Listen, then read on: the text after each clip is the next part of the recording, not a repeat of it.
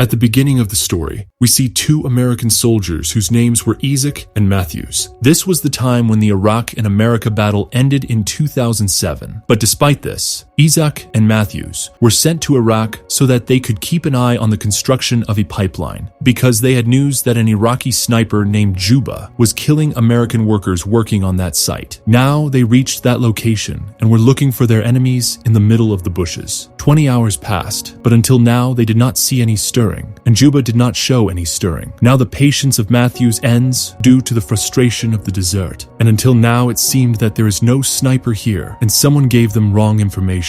From Isaac, he says that they should go a bit further and explore this entire area, but Isaac says that doing so would be silly, because if Juba is present here, he will not leave them alive. He says that if Juba were here, he would have seen them in these 20 hours, or if Juba was here, they would have seen him, and that in the rest of the bodies, he thinks these people were killed by Iraqi robbers. But it is said that all these people died by headshot, and it was not the work of robbers, but a professional sniper's job. Though Matthews did not agree with Isaac, after seeing some more hours pass, he decided to wait. But after some more hours passed and he still didn't see anything, finally Matthews broke his patience. He decided to go to the construction site and check. He told Isaac to cover him and went on with his own gun. After walking a little bit, when he reached the site, he saw some of the corpses of American soldiers, and the rest of the bodies were American workers. Matthews found a radio here, and he started picking it up. Suddenly, he started to look back through the scope of his rifle, due to which he was unable to see Isaac. Isaac gave it to Matthews and told him to return it to him. "How many times have I told you to change your scope and take some other kind? But you do not hear me," Isaac says. "This scope belonged to our beloved friend Dean, and so I always keep it with me." Actually,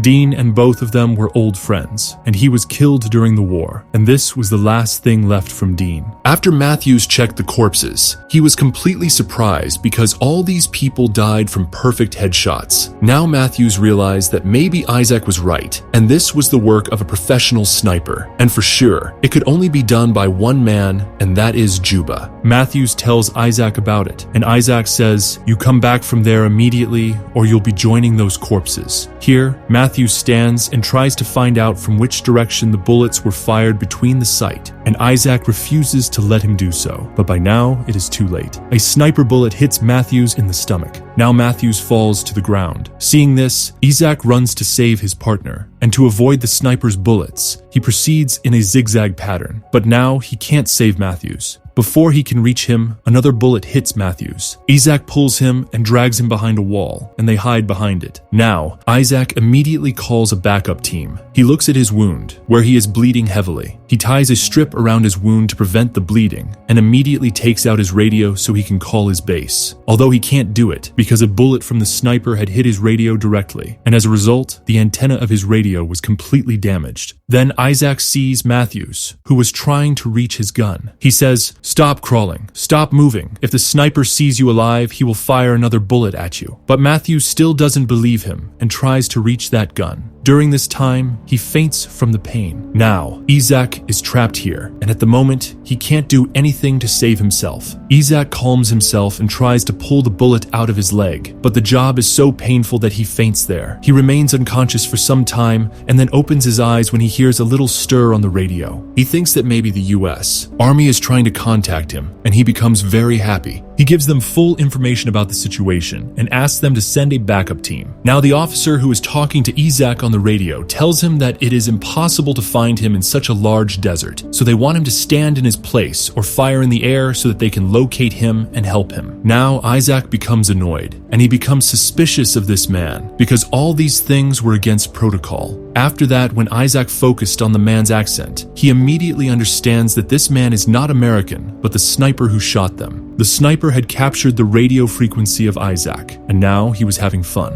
Isaac says, "I recognize that you are not American, but that same sniper who shot us." The sniper replies, "You're absolutely right. I am the one who has killed all the Americans here, and if you want to stay alive, then you better keep talking to me." Now Isaac refuses, but when the sniper threatens to shoot Matthews, Isaac becomes ready to talk to him. The sniper asks many questions to Isaac, and Isaac has to answer them even though he doesn't want to. In the meantime, Isaac tries to locate the sniper through his scope, and by making an outline outline on the ground, he marks the possible locations. When the battle ended, what does it mean to kill these American workers? You're killing people who are helping you develop your country. You say you are Iraqi, so you should understand that if this pipeline is built, it will benefit the people of Iraq. But the sniper laughs loudly and tells Isaac, if the battle in Iraq has ended, then what are you doing on my land? What are you doing on my pipeline? Then the sniper says, you are building that pipeline not for the people of Iraq, but to benefit the US government. After that, he says, leave these petty things. Tell me about your family. How many people are in your family and what do they do? Isaac refuses to answer, saying the question is too personal. The sniper replies, if you don't answer, I'll kill Matthews. And if I do, Matthews will be the second person who dies because of your mistake. Someone has already died because of you, and that was Dean. Hearing this, Isaac is shocked. He asks the sniper, how do you know about Dean? In fact, Dean's death was related to Isaac, because during a mission, Isaac missed a shot, and Dean lost his target and was killed. Since then, Isaac has blamed himself. Now, the sniper intentionally brings up Dean to break Isaac emotionally. Isaac tries to hold himself together. At this moment, he feels intense thirst. He takes out his water bottle to drink, but it's empty. That's when he realizes the sniper had deliberately shot his water bottle earlier, making him suffer from dehydration. The sniper confirms this. I intentionally shot your bottle so you'd suffer from thirst. I also destroyed your radio so you couldn't call for help.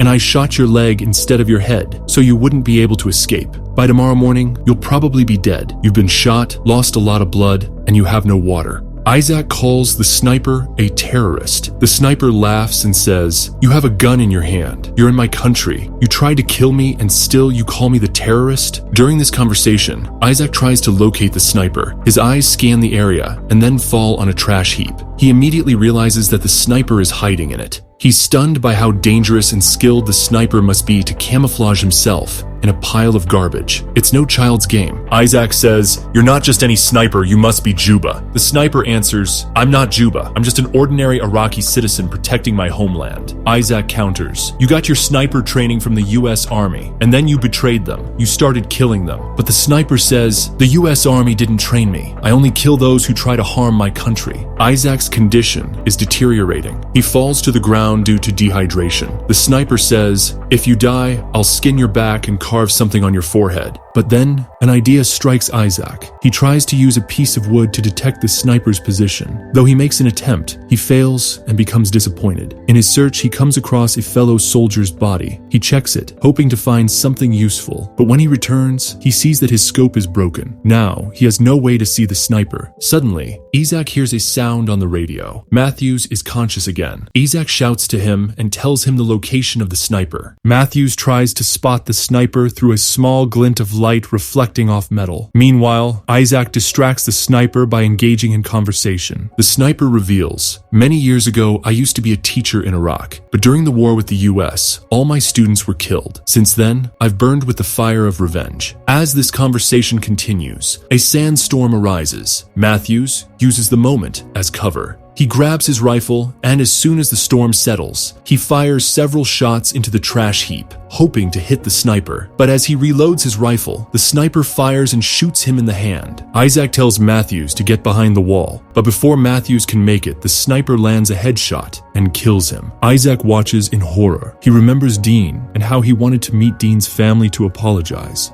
The sniper speaks again. If you want to stay alive, keep talking to me. Tell me, why do you still carry Dean's scope? After crying silently, Isaac finally confesses, Dean's death was my fault. I made a mistake, but I lied. I told others that Dean had killed the enemy sniper. That lie has haunted me ever since. While speaking to the sniper, Isaac hears another faint signal over his radio. He realizes the base team is trying to contact him. He tries to reply, but it's no use. The sniper has tapped into the frequency. Isaac can hear them, but they can't hear him. He tries again to communicate with them and requests a backup team. Then, he has a realization. The workers at the site had never called for help. It was the sniper who had lured them with fake radio messages, so that more US soldiers would come and be killed, one by one. Isaac tries to stop the radio communication, but he's overwhelmed and loses consciousness. When he awakens, the radio is quiet. He believes the sniper may have fallen asleep. Seeing a chance, he crawls toward Matthew's rifle takes aim at the trash heap and fires into it repeatedly, hollowing out the area with bullets. Then, Isaac sees 2 U.S. helicopters approaching. He drops the wall in front of him so they can spot him. The team notices him and fires toward the trash heap. Though Isaac isn't sure if the sniper was hit or killed, he waits to see if the sniper will shoot back. Luckily, no bullets come. Isaac believes the sniper is either dead or badly wounded. The helicopters land, and his team lifts Isaac onto a stretcher to evacuate him. Isaac tries to tell them about the sniper, but he's too weak to speak properly. The helicopters take off, but just as they reach some altitude, the sniper opens fire, killing the pilot and causing the helicopter to crash. In the final scene of the movie, we see that the sniper contacts U.S. headquarters via the captured radio and mockingly requests a rescue team. And with that, this gripping and intense movie ends.